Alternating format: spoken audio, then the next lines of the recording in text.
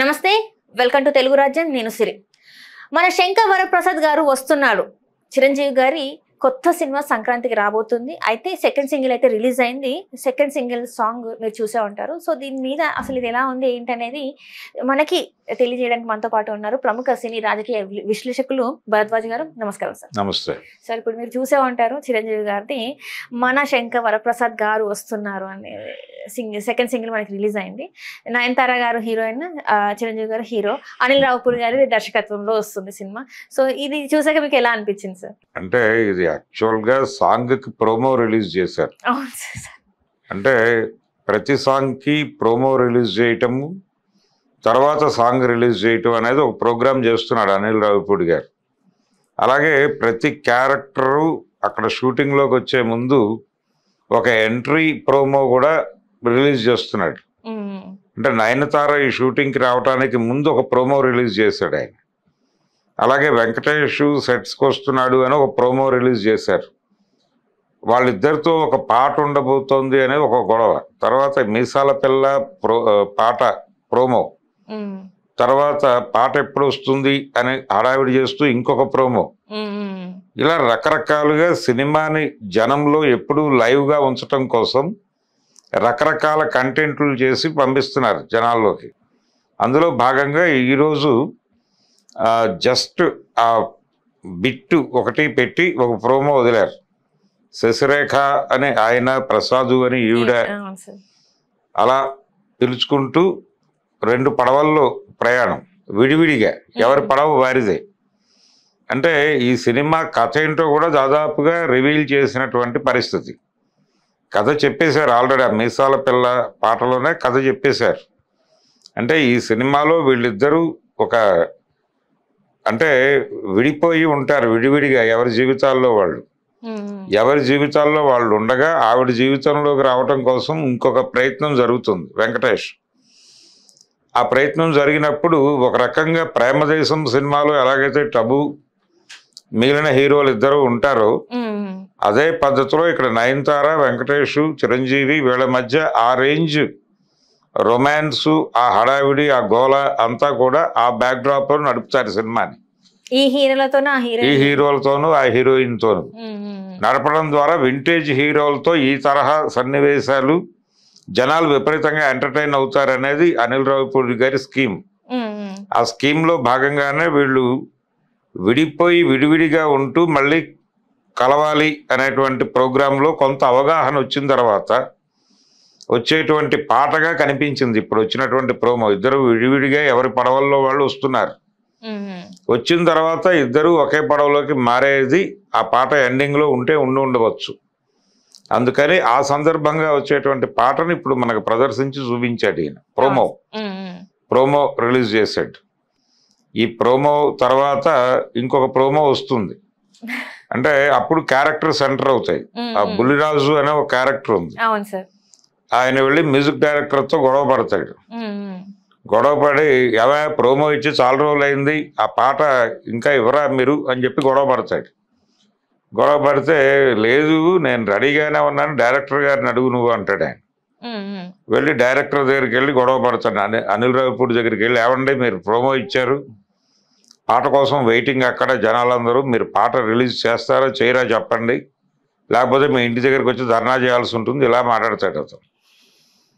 లేదు మనం బలాని రోజున పాట ఇచ్చేస్తున్నాం బయటికి అని చెప్తాడు. ఇలా రకరకాలుగా జనాల్ని ఈ మన శంకర్ వరప్రసాద్ గారు పండక్కి వస్తున్నారు అనే సినిమాతో లింక్ చేసి అంతకాలం క్యారీ చేయటం.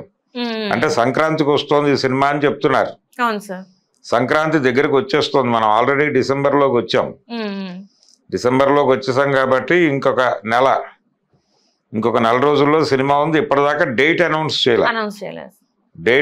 చేయలేదు. పండగ అని మాత్రమే చెప్తున్నారు.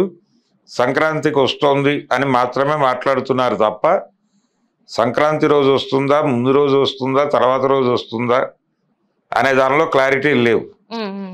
అసలు ఈ పండగే అంటున్నారా, ఇంకేదన్నా పండగకు వస్తాడా, దసరాకు వస్తాడా అనేది డౌట్. అంటే ఇప్పుడు పెద్ద సినిమాల మీద జనాలు రకరకాల సందేహాలతో ఉన్నారు. అఖండ ఎక్స్పీరియన్స్ తర్వాత ప్రతి సినిమాకి ఇలాగే జరుగుతుందా అంటే పాన్ ఇండియా సినిమాలన్నీ కూడా పోస్ట్ పోన్ అవటం కామన్ అనేటువంటి ఒక వాతావరణంలోకి వచ్చారు.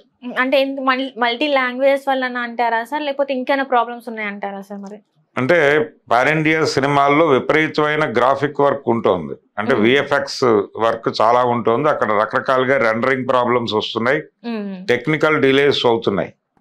ఇప్పుడు కొత్తగా అఖండ ఫైనాన్షియల్ డిస్ప్యూట్స్తో ఆగింది. ఇప్పుడు ఈ సినిమా కూడా ఇప్పుడు శంకర్ వరప్రసాద్ గారు కూడా ఏమిటి పరిస్థితి అనే గందరగోళం, అంటే అందుకని వీళ్ళు డేట్ అనౌన్స్ చేయట్లేదు అనేది విషయం. లేదు ఓటీటీతో ఇంకా క్లారిటీ రాలేదా వీళ్ళకి అంటే ఓటీటీ వాళ్ళు ఈ సినిమాని ఎప్పుడు టెలికాస్ట్ చేస్తారో దానికంటే 40 days ముందు డేట్ ఇస్తారు. వాళ్ళ దగ్గర నుంచి క్లారిఫికేషన్ రాకపోవడం వల్ల డేట్ చెప్పట్లేదు అనేది వాస్తవం. ఈ సినిమాకి ఫైనాన్షియల్ ప్రాబ్లమ్స్ ఉన్నాయని నేను అనుకోవడం లేదు, దానికి ఉన్నాయి. అఖండ గొడవ అఖండకి పడ్డారు, అయిపోయింది. ఇక్కడ ఆ పరిస్థితి లేదు కానీ ఓటీటీ క్లియరెన్స్కి సంబంధించి ఇంకా మల్లగుల్లాలు పడుతున్నారు వాళ్ళు. అక్కడ నుంచి డేట్ వచ్చేస్తే అప్పుడు చెప్తారు వీళ్ళు బయట మార్కెట్లోకి. ఒకవేళ అక్కడ డిలే అయితే డేట్ మారినా మారొచ్చు. కాబట్టి ఇది ఓటీటీ కనుసన్నల్లో నడుస్తోంది. అప్పటి వరకు జనంలో లైవ్ లో ఉంచాలి సినిమాని, జనం నాలుకల మీద ఉంచాలి. అందుకని ఇలా పాటలు ప్రోమోలు హడావిడి ఇవన్నీ, అందుకని ఈ ప్రోమోలు పాటలు ఇలా హడావిడి చేస్తూ మధ్యలో కొన్ని యాక్షన్ ఎపిసోడ్లు డిఫరెంట్గా ఉంటాయి. అలాగే హీరో హీరోయిన్స్ మధ్య ఘర్షణ సన్నివేశాలు, ప్రేమ సన్నివేశాలు, వాటికి కూడా ప్రోమోలు ఇచ్చి అవి కూడా జనాలని అలా ఎంటర్టైన్ చేసుకుంటూ సినిమా రిలీజ్ డేట్ వచ్చే వరకు ఈ హడావిడిని కంటిన్యూ చేస్తూ ఉండక తప్పదని పరిస్థితి. రోజులు దగ్గర పడుతున్న కొద్దీ అభిమానుల్లో టెన్షన్ మొదలవుతోంది. పండగ అంటున్నారు, ఏమిటి పరిస్థితి అని. పండగకు ఆల్రెడీ 2 సినిమాలు పెట్టు కూర్చున్నారు అక్కడ. రవితేజ సినిమా ఒకటి ఉంది పండక్కి, భర్త మహాశయులకు అనేది, అదో సినిమా ఉంది. తర్వాత నవీన్ పోలిశెట్టి సినిమా ఉంది. ఆ 2 సినిమాలతో పాటు ఈ సినిమా. దీనికంటే ముందు 5వ తారీఖు రాజాసాబ్ ఉంది. ఈ సినిమా ఉందో లేదో క్లారిటీ ఇవ్వట్లేదు. అందుకని ఫ్యాన్స్లో టెన్షన్, చిరంజీవి గారి ఫ్యాన్స్లో ఈ డెసిషన్ కోసం వెయిటింగ్. ఇప్పుడు ప్రోమోలు పాటలు చూసే మూడ్లో జనాలు లేరు, డేట్ కావాలి మాకు అని అడుగుతున్నారు. మరి ఆ డేట్ ఏమన్నా చెప్తాడేమో చూడాలి. డేట్ కి సంబంధించి ప్రోమో ఇస్తే చూడటానికి జనాలు సిద్ధంగా ఉన్నారు. అంటే ఇప్పుడు మీరు ఇవి చూసారు కదా sir, first single second single అంటే ఇలాంటి ప్రోమోస్, దానికి ముందు వచ్చే చిన్న చిన్న షార్ట్స్ అన్ని మనం చూసారు. మీకు ఏమనిపిస్తుంది సార్ అసలు ఈ సినిమా ఎలా ఉండబోతుంది, మరి ఆ మార్క్ కనబడుతుందా లేదా ఏంటి అనేది? ఎంటర్టైనింగ్ గా నడుపుతాడు సినిమానైనా. గతంలో వచ్చినటువంటి వెంకటేష్ తో లాస్ట్ సంక్రాంతికి చేసిన సినిమా లాంటిదే ఇది కూడా. ఇందులో 2 హీరోలు ఉంటారు, 2 హీరోల మధ్య ఒక హీరోయిన్. ఆ కథని ఆ ఏరియాలో కొంచెం ఎంటర్టైనింగ్ గా వాళ్ళిద్దరి మధ్య ఒక చిలిపి ఘర్షణ. అలాగే చిరంజీవి క్యారెక్టర్తో కొన్ని అంటే ఆయన్ని ఆఫీసర్గా ఇంట్రడ్యూస్ చేస్తాడు. ఆఫీసర్గా ఆయన చేసేటువంటి యాక్టివిటీస్, ఆ హైపర్నెస్, ఆ గొడవ, అదంతా కొంత జనాలకి అదొక ఏరియాని చూపిస్తారు. ఆ తర్వాత అదే క్యారెక్టర్ ఎంటర్టైనింగ్ హీరోగా మారుతుంది. ఈ మార్పు ఆయన సబ్మెసివ్గా నయనతార దగ్గర వ్యవహరించే పద్ధతి, దీని ద్వారా కొంత ఎంటర్టైన్మెంట్ జనరేట్ చేసి, అంటే ఎంటర్టైనింగ్ హీరోయిజం అనేది చిరంజీవి మీద బాగా వర్కౌట్ అవుతుంది అనేది మీ అందరి కాన్ఫిడెన్స్ కూడా. ఆయన మేజర్ ఎంటర్టైనింగ్ క్యారెక్టర్లు చేసిన ప్రతి సినిమా చాలా పెద్ద విజయం సాధించింది. అందుకని అదే వీళ్ళ పెట్టుబడి. చిరంజీవితో ఎంటర్టైనింగ్ హీరోయిజం అనే దాన్ని నెక్స్ట్ లెవెల్లో పలికించగలిగితే ఈ సినిమా కమర్షియల్గా బిగ్ హిట్ అవుతుంది. వాల్తేరు వీరయ్య తర్వాత హిట్ లేదు ఆయనకి. ఇప్పుడు వాల్తేరు వీరయ్యని మించినటువంటి హిట్ ఒకటి కావాలి. ఆ వెలితిని ఈ సినిమా ఫిల్ చేస్తుంది అనేటువంటి కాన్ఫిడెన్స్తో ఉన్నారు. చూడాలి ఫైనల్గా ఇది సంక్రాంతి. మరి డేట్ చెప్పట్లేదు, చెప్పేదాకా డేట్ చెప్పమని. డేట్ అయితే డిక్లేర్ చేయలేదు, కానీ ఇలాంటి ప్రోమో షార్ట్స్ అయితే చాలా వరకు వస్తున్నాయి. పండగ దగ్గరకు వచ్చేస్తుంది కాబట్టి ఇప్పటికైనా డేట్ చెప్తే బాగుంటుందని అనిల్ రావిపూడిని కోరుకుంటున్నారు అభిమానులు. మీరు ప్రోమోల హడావిడి తగ్గించి ముందు డేట్ చెప్పండి గురువు గారు అని అడుగుతున్నారు. మరి ఆ డేట్ ఎప్పుడు చెప్తాడో చూడాలి. హలో, తెలుగు రాజ్యం ఛానల్ చూస్తున్నారా? సామాజిక రాజకీయ జీవన చిత్రణే తెలుగు రాజ్యం.